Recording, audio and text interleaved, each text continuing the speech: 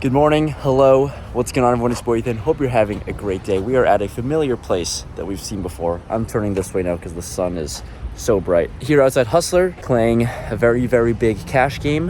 A little bit nervous actually today. We're playing one of the biggest cash games I've ever played. Today, I think, or at least that's how much money I've brought in for me. We're playing 100, 200, 400 of the stakes, and I'm amidst a very, very unfortunate little downswing. Probably the biggest downswing of my life so far, that you guys haven't kind of seen on the vlog, but to keep things short and concise through tournaments, through some online poker, through some cash games and stuff that hasn't really been captured on the vlog yet, I am down maybe about $400,000 in the past couple of weeks.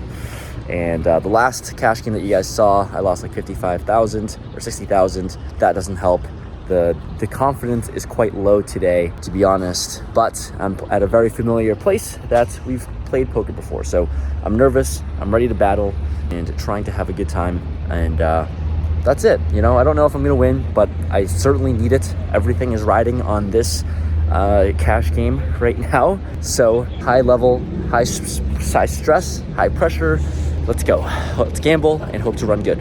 Today, ladies and gentlemen, we have a real sweat. I buy in for $250,000. The game today we're playing is 100, 200, 400 with the $400 big blind ante. And let me tell you, these stacks will be in play, these straddles will be crazy, and let's just get into the madness. Starting things off hot and early, I have Jack 8. Why do I have Jack 8 and I'm raising it? Because it's a natural. I don't know. Maybe playing too much Baccarat. I raise it up to $1,400 and I get the small blind to make the call and Charles on my right to call. So 3 ways to a flop we go, which is King, Queen, 10. 2 spades and a club. Action checks over to me here, and I fire out a bet of $2,000. Small blind ends up raising to $8,000. Charles folds, and I am not going to shy away from the action here. Going to make the call with my straight draw. Definitely have intentions on bluffing if the option arises. Anyways, we're going to go to a turn now with the pot ballooning up. It is the 10 of clubs. Bringing the backdoor flush draw, so 2 flush draws on the board. The board is paired, and now my opponent actually ends up checking this one. Now, at this point, I think this is one of the times where I have to start bluffing. Does my opponent have a full house and check here a lot of the time? I don't think so. Do I think he could have 2 pair or, I don't know, like a flush draw? Sure. I'm going to try to get him off of any of that because I have Jack High and a Dream. I fire out about a pot-sized bet for $20,000, and my opponent is going to muck his cards, Ace-7, Ace High into the muck, and just like that, scooping up a $40,000 pot to start off the night. What a lovely, lovely start. Moving along, about 2 hours later into the stream, I go into some card death and nothing big happens, but this one you're going to want to tune into. Picking up Ace-Jack offsuit, and I straddle things up here. Action folds around to the big blind player, Brandon, who raises things up to 2,300. Looking down at Ace-Jack offsuit, thinking that my hand is pretty damn good, I'm going to 3-bet this one to $7,000, and my opponent makes the call. So playing in position, already $14,000 into the middle. The flop comes King 10-9 with 2 diamonds out there. My opponent checks it over to me, and this is a spicy flop. Flush draw on there, King 10 high. I have Ace-Jack. That means I have a gut shot straight draw to Broadway. I have definitely a good hand to continue betting. So I size up to $6,000 here. And my opponent comes along for a call. So going to a turn, which is the 6 of hearts, complete brick on the board. A little bit scary that my opponent called such a big bet. So when he checks it over to me here, I decided to check this one back. Sitting with ace high, maybe could be ahead. Certainly could bluff on the turn, but I decided to think that my hand's good enough to see a free river card. So we do see a free river card, which is the Queen of Diamonds. Flush gets there, but I do improve to the nuts straight. Any jack makes a straight, but ace jack is the best straight possible. And my opponent throws out a bet of $23,000, close to a pot-sized bet here. And here is where I think I have decision points. I look at my opponent's stack, and from my perspective, he only has 2 25K chips. So I thought he only had about $60,000 behind in his stack. And with that number in my head, I thought I could be all in. Well, I guess I'm wrong because I decided to shove, which I thought was not a very big shove at that, maybe $60,000 to $70,000 back. But turns out when Brandon is thinking for a long time, and it's not a good spot here because you can see he has a flush, he ends up grabbing his chips, plays with them, and I see he has 3 25K chips. That was news to me, and suddenly I wish I could take my all-in back. Well, I'm here for it. My opponent didn't snap call yet. I'm still praying in my head, obviously the cards haven't turned over, that I have the winner, because I think a flush is going to call quite fast, and he is talking like he has a jack in his hand and is very curious as to what's happening. Anyways, my all-in is a total of 128,000. He tank calls with 4 deuce, saying he could never really fold his hand, and I can't blame him. He does have a flush. And just like that, getting coolered for almost a $300,000 pot as the second hand in. Oh dear, this is a disaster situation here. I add on for more money, and I got the bad news, obviously. I thought I was jamming for about $90,000 total, and it ended up being $128,000. This was a very costly $25,000 mistake. One that I wish I could have the decision back all over again, but here we are, losing this one, giving all the money to the wealthiest man on the table, and I add on for another $200,000, ready to go to war. I'm stuck piles now at this point, but I pick up 10-9 offsuit in the big blind. The small blind player raises it up to $2,000, and I'm happy to go ahead and make the call. The flop comes Jack 10-6 rainbow. Charles throws out a bet of 2,000 here, about a half pot bet, and with middle pair, it seems good enough to come along for a call. We're going to see a turn, which is the 4 of spades. Now he throws out another half pot bet of $4,000. I'm kind of mixed and torn between whether I want to call or fold, but, after losing a $300,000 pot, I don't think I'm going to be folding for $4,000 just yet. I decided to be a little bit sticky here and come along again for a call. The river is the king of clubs, and for a third time, Charles throws out another half pot bet. How likely is this that he has a good hand? It's $8,000 and back to me. At this point, obviously, I am never calling. I don't think my 10 is ever good here, but I do think I could put my opponent into a pretty tough spot. Have a 9 that could represent some queen 9 sort of hand, like a straight. Maybe I can represent 2 pair with a 10 in my hand. I'm getting ambitious here potentially, but I'm going to try to get him off of a king or jack of some sort. I raise it up to $30,000, and Charles immediately grabs chips. That's never good news when you're bluffing, and does stick in a call and wins with his 2 pair, winning a $76,000 pot against me. And these numbers are getting big. The losses are getting big, and we're going to have to find a way to rebound. And another 2 hours-ish after that hand comes another large one. We're getting involved, playing some really large pots. I have 10 deuce of hearts on the button here. Shout out to the good old Doyle here. Got to play this one out of respect for him. I raised it up to $3,000, and I get the straddler to make the call. Going heads up, the flop is 7-6-3 rainbow. My opponent checks it over to me, and I think I have all the reason in the world to just check this one back. But, you're stuck about $200,000 to $300,000 today. I don't think I'm going to do much checking. I throw $5,000 into the middle, and for $5K, my opponent makes the call. Here, coming to a turn, which is the ace of spades, bring in a backdoor flush draw, and this is as pretty of a card for me to continue barreling as possible. He checks it over to me here once again, and I'm going to fire out $15,000 because I think the ace is going to hit me more, and he snap calls. That is not good news for me. Sitting with 10 deuce and a dream, the river is a board pairing 6. That's not a good one, to be honest with you. I think if he had a 6, he improves to trips, and he's never going to fold, but my opponent checks one last time, and do I have it in me to fire one last shell, one last barrel to bluff him off? I do, yes. Are there any breaks at this point? No, I have no breaks, pedal to the metal. I've got all gas in me, and I fire out $35,000, and I get a snap fold from my opponent, who had a very, very good hand, 10-8 of spades. Good enough to call the both streets, not good enough to hold on the river, thankfully, of course, as he missed. And here, finally winning a pot, $82,000 pot coming my way. Can this be the start of the comeback and rebuild? Jack-9 offsuit is the next hand we get to see, and I raised up to $1,400 from the cutoff, and I get immediately 3-bet by the button to 5,000. Action folds to me here, and against Raymond, who has been super aggressive all session, he's 3-bet me a bunch today, and I'm not going to back down to this one in this situation here. Think Jack-9 is good enough to play, so let's see a flop. The flop comes 9-3-3 rainbow, so top pair and a dream. I check it to my opponent, and he fires out $3,000. And for $3,000, I decide to call this one. Obviously, never going to be folding when I have top pair here, and maybe thought about raising too, but off to a turn we go, which is the ace of hearts. I check once again to my opponent, and he fires out again, but this time a much smaller amount to 5,000. Look, I'm never going to be folding here in this situation. $5,000 in a very big pot is not enough to get me to fold, but I am a little bit suspicious of what my opponent can have. Not feeling super comfortable about this spot, but here we are, going to see a river, which is the 10 of diamonds.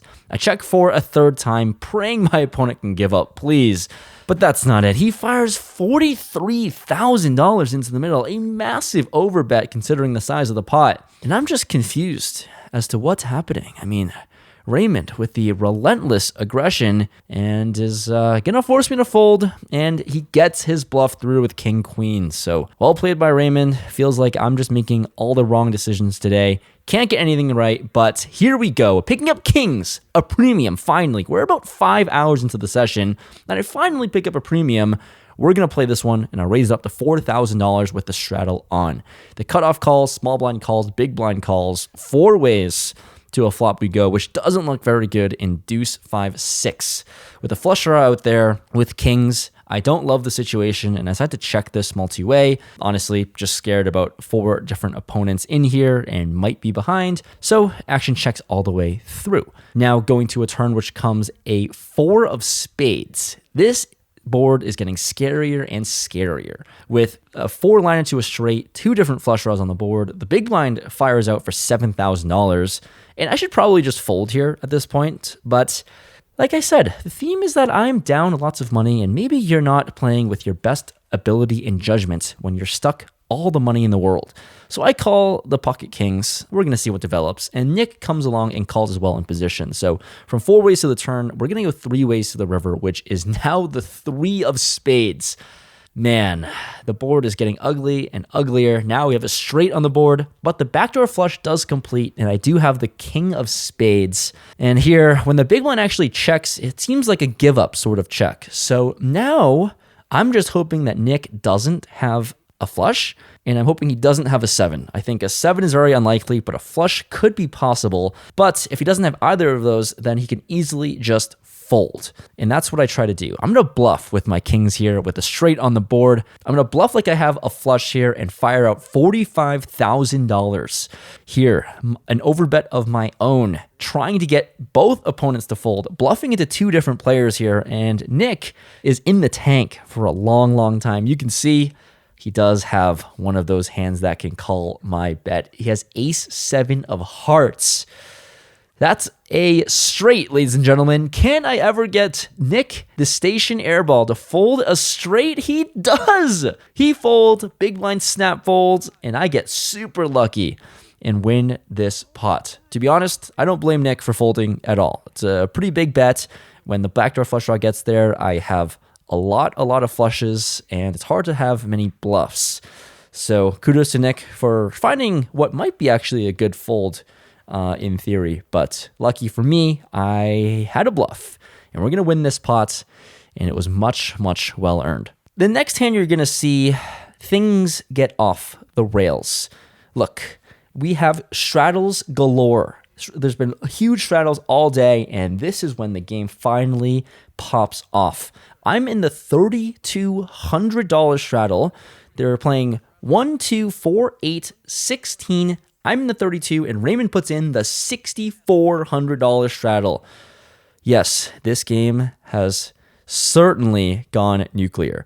Action folds all the way to me, and here, oh boy, what do I have? I looked down at Queen 10 of hearts and trying to count my opponent's stack of about $150,000. I mean, $6,400 is dead in the middle. He put that out there, Technically, it's like 25 big blinds, but really, I shouldn't be thinking about it that way. But look, I'm stuck. There's one way to play this hand, and one of those ways I did not choose to do. I could have certainly limped, but I decided to go all in. Look, I have 40% of a royal flush. I have queen 10. It's a fine enough hand. I think the all-in is totally okay if I'm in a gambling mood, and safe to say, I am certainly in one of those moods. But here, Raymond does not snap fold, which is very, very scary, and I ask him what he has.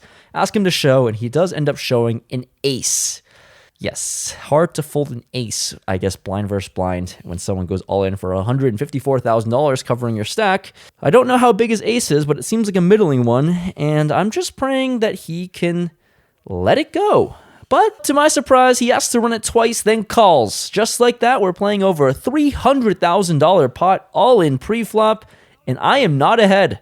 It is close to a flip, to be fair, but I am not ahead by any means. We do run it twice. The flop comes 7 high in the first one, turn ace. And just like that, I am definitely not going to win. That's for sure. Raymond has at least secured a chop. And I have to earn the pot in the second run out. And here we have drama because the next flop comes Jack 9 of hearts, flopping the world. Please, dealer, I'm begging you. I am down so much money right now. It would be a godsend to just chop this $300,000 pot. Turn ace. Oh my God, it's going to happen, isn't it? I'm going to lose is what I'm thinking. I have an open-ended straight draw. I have the flush draw. And the river 7, 2 pair again. And there it goes. I kiss $154,000. Goodbye. Ship it on to Raymond's stack. I guess well earned by him. Great call by my opponent, and he deserves it, to be fair. If you're going to stick in 150K and make the call with ace 7, you at least deserve a portion of the pot. And in this case, Raymond got 100% of the pot. So that's a little painful, to be honest. But I add on for another 200,000 because at this point, what am I supposed to do? I'm in for $800,000 now, and this 800K, I tell you, they're not just chips to look pretty. They are chips that is used to be dispersed around the entire table. And one last interesting hand before the end of the stream, picking up queen 9 offsuit in the big blind. The small blind ends up calling for $700 more with the $800 straddle on. And here, I look down at a freaking face card and I'm just raising. I raised it to $4,000 and here we get Pepe to make the call.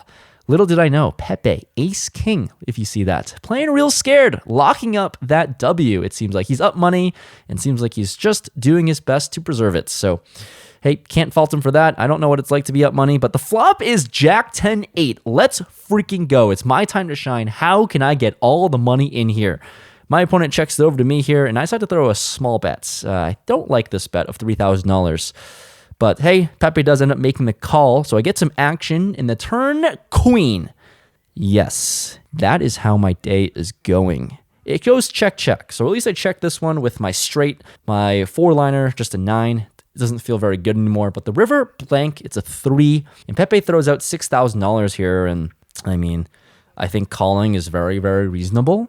To be honest, but when you're down 400,000 or whatever it is, how can I call for $6,000? I want more. I'm being greedy, and I raise it up to 20K. And this is when Pepe decides to raise again, and that's painful. To 61,000, and I just don't know what's happening. I mean, seriously, how can I just keep running into it over and over again? So, I mean, obviously, in my head, I don't know what the cards are, but I think ace-king totally out of the question. He just never has that. He just limped, called, or bet. He can never have ace-king. Can he have king-9? Certainly.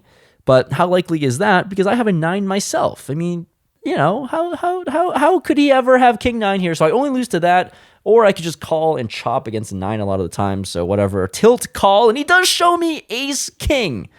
Well done, sir. Well done to slow play the ace-king, to trap me and play it like the most scared man I've ever seen someone play ace-king. Even your local 97-year-old playing 1-2 would play your ace-king a little bit more aggressive than that, Pepe. But hey, what can I say? I'm just salty I lost a massive pot and running into it. He takes down the pot, and I'm stuck about $500,000 on the night at the end of the stream. 495,000 Rampages down. This is just tough to watch at this point. Post-stream, we decided to play for a little bit, about an hour or so, playing three-handed. We played 300, 500 PLO, and 500 1K Hold'em. So we have one significant hand post-stream, and it's a beautiful one where I look down at pocket aces in the big blind. Button folds, and the small blind raises to 3,000. Of course, let's freaking go. I'm fist bumping the first time I ever see aces at all today, and let's try to get some money back. I raise up to 12K, and he makes the call. The flop comes 10-10x with 2 clubs on the board. Here, my opponent checks it over to me. It's a very, very dry board with not much happening. So with aces here, just trying to bet a small amount to make a little bit of money. I bet $4,000 here, and my opponent check raises to 20K. Well, if there's ever a hand to call here, it's aces. That's for damn sure. I decided to call this one, of course. Maybe my very small bet could have induced him to bluff. Well, the turn comes another club, so that's really not fun. Now some of his bluffs get there with the flush. He fires out $40,000 now, and I don't have a club in my hand, but how do I fold aces, right? We're playing three-handed, and let's just praise bluffing. The river doesn't change the board much, and my opponent fires out $60,000. What am I going to do once again, right? I'm just going to make the call and hope I don't run into it, and it's just one of those nights because he has King 10, and that is a devastating blow to end the night. I mean, a few minutes after this hand happened, I just call it quits. We're playing three-handed. I'm down more I've ever been down in my entire life by like 3x. And I'm not playing the best for sure. And I certainly keep running into it, which doesn't help. So there is the end of this session. Can't say I had a great time, but lots to learn from. And hopefully you guys enjoyed and got some sort of entertainment out of this, because at least someone has to, right? Thanks for tuning in. Hello. It has been about 18 hours since that Hustler debacle and everything that you just saw from that last session I played. Currently at a golf course, and I couldn't make an outro filming how I felt after the session for lots of different reasons, but had to gather my thoughts, did some self-reflecting, and I have lots to learn about, grow from this experience, and lots to take away. So, end of the day, let's talk about the numbers. I was in the game for $800,000, and I ended up losing a total of $547,000 flat. Lots to reflect on from this endeavor, but not only is this by far like almost 2x my biggest loss ever, it also comes at a time where I talked about it earlier in the intro that I'm on a massive downswing. So probably stuck at least $1 million now in the past couple weeks, 2 weeks or so, from behind the scenes stuff and obviously from a session, and it hurts. Like the money I lost today is more than how much the house that I live in costs. It's a very significant portion of like my net worth and bankroll that I lost, and you know it comes with the territory whenever I go so YOLO and try my best to push the limits, push the boundaries of these poker vlogs and my experiences in poker playing, and you know, these ups and downs.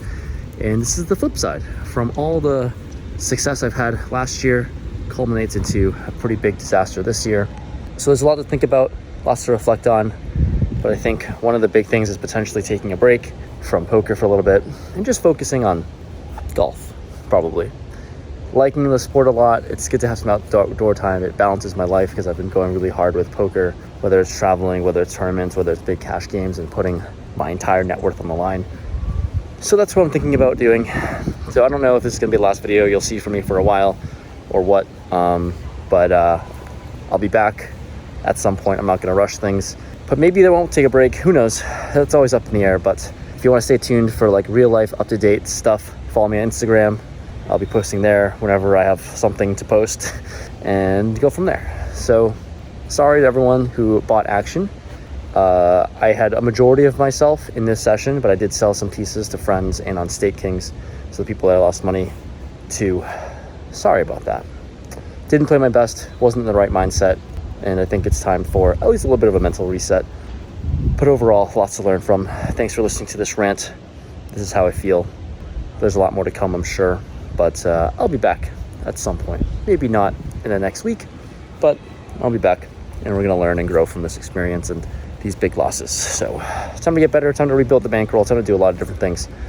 But thanks for watching. Thanks for always supporting these videos. I'm always appreciative of the opportunity to at least play Hustler, swing for big amounts. Just gotta take things in stride. So on to bigger and better things. Hopefully an upswing the next time I see you guys. Peace.